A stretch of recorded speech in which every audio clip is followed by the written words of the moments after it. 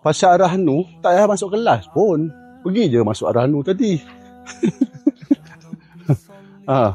So nak belajar apa sebenarnya? Boleh komen tak?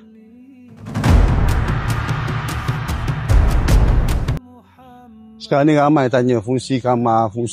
Sabang pun tak faham lah. Nak belajar apa sebenarnya? Boleh komen tak? Tolong komen tak? Saya faham abang bekam. Bila kita beli mas dah fungsi kemas. Kita beli hari ni, kita jual hari ni pun. Kita sebagai peniaga emas, kita fungsi kemas. Kita jadi pelabur. Kita beli emas, simpan dan jual. Fungsi kemas. So nak belajar apa sekarang ni fungsi kemas ni?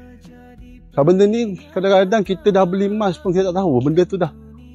Itu adalah yang terbaik dan itulah fungsi emas yang pertama.